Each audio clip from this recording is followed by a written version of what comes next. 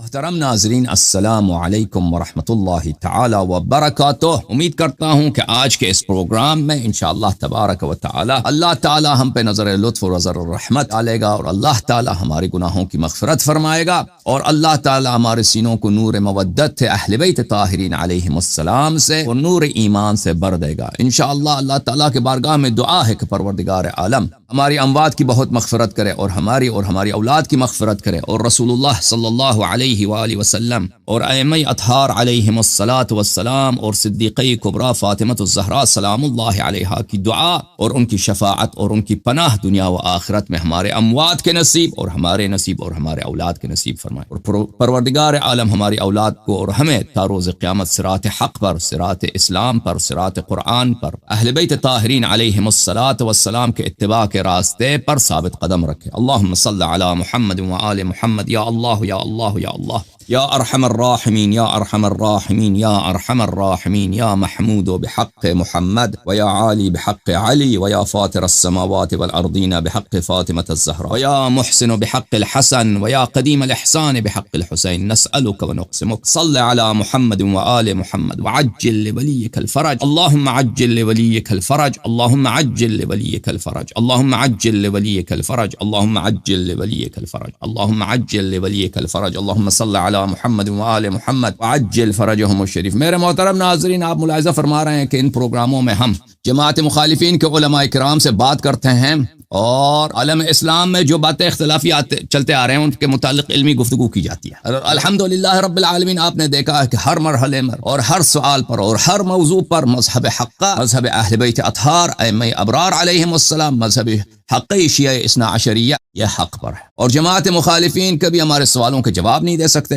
اور نہ کبھی وہ ہم سے ایسا سوال کر سکتے ہیں، ایسا اشکال کر سکتے ہیں جو مذہب حقہ کے پاس ان کا صحیح مدلل جوابیں نہ ہوں، ایک جواب نہیں کئی جوابیں نہ ہوں۔ یہ بار بار آپ دیکھ چکے ہیں، اور یہ سلسلہ چلتا رہے گا اس وقت تک کہ یہ علماء مایوس ہو جائیں گے۔ مجھے لگتا ہے کہ وقت آئے گا کہ یہ مایوس ہو جائیں گے، کیونکہ شرمندگی پہ شرمندگی، شرمندگی پہ شرمندگی ان کو جو اٹھانا پڑ رہا ہے۔ یہ سلسلہ کب تک چلتا رہے گا، اور یہ کب یہ بہانہ کرنا شروع کر دیں گے، کب ہم اللہ یاری سے بات نہیں کریں گے جب تک وہ پاکستان نہ آئے۔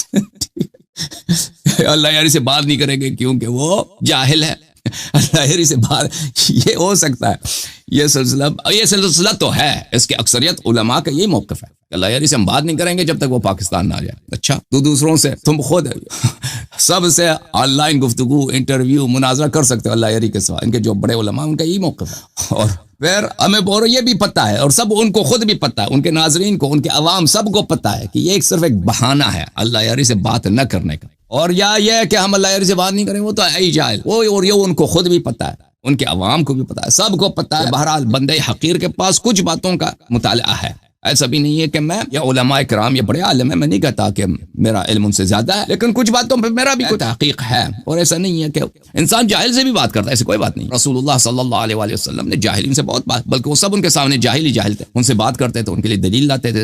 نصارائے نجران آئے، انہوں نے رسول اللہ صلی اللہ علیہ وسلم کا بہت وقت لیا، انہوں نے اس بات پہ پیغمبر صلی اللہ علیہ وسلم سے مناظرے کرتے تھے، فمن حاجک فیہ من بعد ما جاءک من العلم، یعنی جو حجت لائے، استدلال کرے، مناظرہ کرے آپ کے ساتھ۔ وہ کون تھے؟ نصارہ تھے، اس بات پر کہ عیسی ابن مریم کیا ہے؟ اللہ کے بیٹے ہیں۔ نستجیر باللہ، اللہم صل علی محمد وآل محمد۔ تو بہرحال ہمارا دعوت عام ہے جماعت مخالفین کے علماء کرام کے لیے کہ تشریف لائیں انشاءاللہ تبارک و تعالی، آپ سے گفتگو ہو جائے، اور بلکہ میرا دعوت یہ ہے علماء کرام سے کہ آپ کو ابھی تو پتہ چل گیا ہے نا مذہب حق کون سا ہے، اب تعصب چھوڑ دیجئے۔ اب انشاءاللہ تبارک و تعالی میں نہیں کہتا کہ آپ کہہ دیں کہ شیعہ حق پر ہے، نہیں، آپ کہہ دیں کہ ہم مذہب اہل بیت علیہ السلام کو قبول کرتے ہیں۔ شیعہ تو ویسے ہی، میں شیعوں کا خود میں مخالف، شیعہ تو ویسے ہی بدماش ہے، جماعت عمریہ بھی بدماش ہے بہت، شیعہ بھی ان سے زیادہ بدماش، ٹھیک ہے نا۔ شیعوں یہ نہ کہیں کہ آپ شیعہ آپ جیت گئے، شیعہ اہل بیت علیہ السلام کے دامن لیے ہوئے شیعہ بہت کم ہے۔ آپ علماء کرام سے دعوت یہ ہے کہ آپ آ جائیں، آپ اپنے قوم کے لیے قدوہ بنیں، اسوہ بنیں، نمونہ بنیں، تاکہ آپ کے مثال کو دیکھ کر دوسرے بھی ایمان کے دائرے میں داخل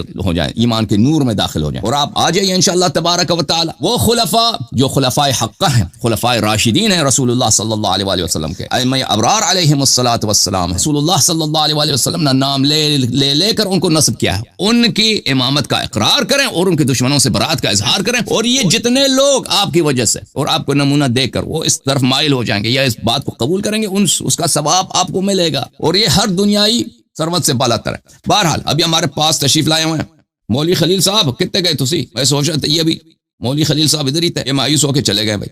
چلے وہ ابھی آ جائیں گے مجھے لگتا ہے. میں ہماری ایک بہن ہے ان کو لے لیتے ہیں، ٹھیک ہے نا. السلام علیکم بہن، کہاں سے کال فرمایا آپ نے؟ وعلیکم السلام، میں فاطمہ رضوی فرام پاکستان، کراچی. جی السلام علیکم سسٹر، خیریت سے ہیں انشاءاللہ؟ ٹھیک ہیں الحمدللہ، آپ کیسے ہیں؟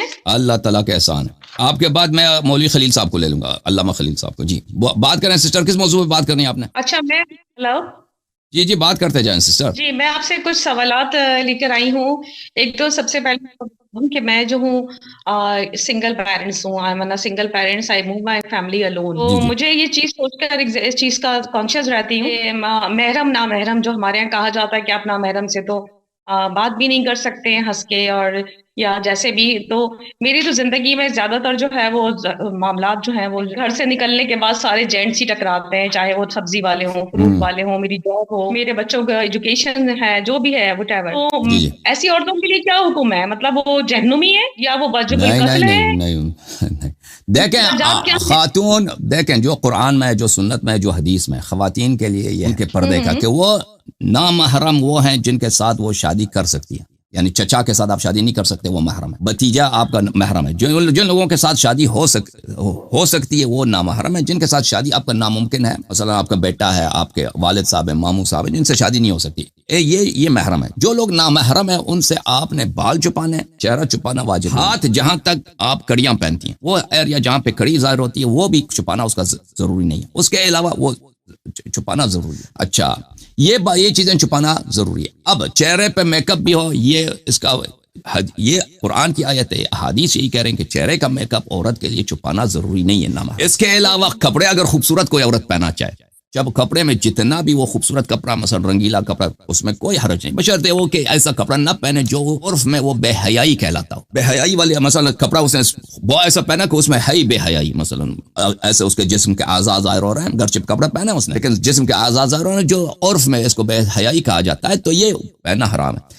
اس کے علاوہ یہ جائز ہے عورت کے لیے. اس کے علاوہ جو چیز عورت کے لیے جائز نہیں ہے، کسی نامحرم کے لیے خوشبو لگا. نامحرم کے لیے آپ خوشبو نہیں لگا سکتے. اب یہ باتیں پردے کی ہوگی. اب جہاں تک بات کرنے کا تعلق ہے، آپ کسی بھی شخص سے بات کر سکتی ہیں، چاہے وہ ہندو ہے، مسلمان ہے. آپ اگر کوئی شخص باہر جاتی ہے، سودا لینے جاتی ہے، یا کوئی اسکول میں کام کرتی ہے، یا جہاں جاب کرتی ہے، وہاں پہ بات کرنا پڑتا ہے. یہ حرام نہیں ہے کسی سے لیکن بہرحال دیکھیں مرد کے لیے بھی حیا واجب ہے. حیا ایک ایسا باؤنڈری ہے کہ اس کا تعین انسان کا ضمیر، انسان کا وجدان آپ کے کانشنس کرے گی، ٹھیک ہے نا. مرد کو بھی بحیا رہنا ہے، عورت کو بھی بحیا رہنا ہے. جہاں بھی انسان کام کرتا ہے یا کرتی ہے، یا وہ پارک چلی جاتی ہے، یا سبزی لینے جاتی ہے، یا گوشت لینے جاتی ہے، یا بس میں سفر کر رہی ہوتی ہے، تو بہرحال ہر حالت میں یہ پردے کے ساتھ ساتھ اس ہر شخص کے گفتگو میں، ہر شخص کے تخاطب میں، چاہے وہ مرد ہے چاہے عورت ہے، اس میں حیا کا اس نے لحاظ رکھنا ہوتا ہے. تو یہ چیزیں واجب ضروری ہیں، ٹھیک ہے نا. ہاں میری بہن. میرا دوسرا سوال آپ سے یہ ہے کہ حضرت امام حسین علیہ السلام اور ہمارے مولا مشکل شاہد دو جہاں حضرت علیہ السلام کیونکہ شہید ہیں، تو شہید کو ظاہر سی بات ہے جو شہید ہیں وہ دنیا میں موجود نہیں ہے، لیکن قرآن کی آیتوں کے حساب سے وہ زندہ ہیں اور وہ رزق پا رہے ہیں. لیکن تو کیا ان سے دعائیں مانگنا اور ان کے جو ہے واسطے وسیلے سے دعا مانگنا یہ جائز ہے یا اللہ کے ساتھ شرک اس کو کانسیپٹ کیا جائے گا کہ شرک تو نہیں آتا یہ سب کچھ؟ آپ کی خدمت میں عرض کروں کہ دیکھیں میری بہن، یہاں پہ ایک بات یہ ہے کہ واسطے دینا تو کوئی اس کو منع نہیں کرتا نا. واسطہ ان کے واسطے سے آپ اللہ سے طلب کریں، یہ تو وہابی بھی اس کو منع نہیں کرتا. لیکن خود اہل بیت علیہ السلام سے طلب کرنا، یہ کسی نہ شیعہ کے پاس کوئی حدیث ہے، نہ قرآن میں کوئی آیت ہے، یہ حرام ہے یا شرک. جو لوگ اس کو شرک قرار دیتے ہیں، یہ خلیل احمد صاحب سے ہماری گفتگو ہو چکی ہے ایک دو دفعہ، ان کے علماء نے کہا کہ یہ نہ کوئی آیت ہے، نہ کوئی کچھ بھی نہیں ہے. قرآن کے صرف غلط ترجمہ ہے کہ اللہ کے سوا کسی کو پکارو گے تو شرک ہے، اور یہ غلط ترجمہ ہے. القرآن کی آیت یہ ہے، قرآن کے اللہ کے علاوہ کسی اور کی عبادت کرو گے تو شرک ہے. تو لذا اس کو سمجھنے کی ضرورت ہے. دوسری بات یہ ہے میری بہن کہ ہمارے اہل بیت علیہ السلام کے احادیث، روایات، زیارات میں یہ بات بہت کثرت سے آپ کو ملتا ہے کہ آپ نے اہل بیت علیہ السلام سے آپ نے کیا کرنا ہے؟ ان سے اپنے حاجات طلب کرنا، یہ مستحب ہے. حاجات چاہے وہ دنیا سے چلے گئے ہوں، ان سے اپنی حاجت طلب کرنا یہ اچھی بات ہے. کہ یہ اہل بیت علیہ السلام کے متعدد روایات میں، زیارات کے آداب میں یہ مذکور ہے. بہرحال تھینک یو میرے سسٹر. اب آپ کے سوالات کا بڑا شکریہ. اب آپ مجھے اجازت دے دیجیے، آپ سے میں خداحافظی کرتا ہوں تاکہ میں علماء کرام کی خدمت میں ان سے گفتگو کروں.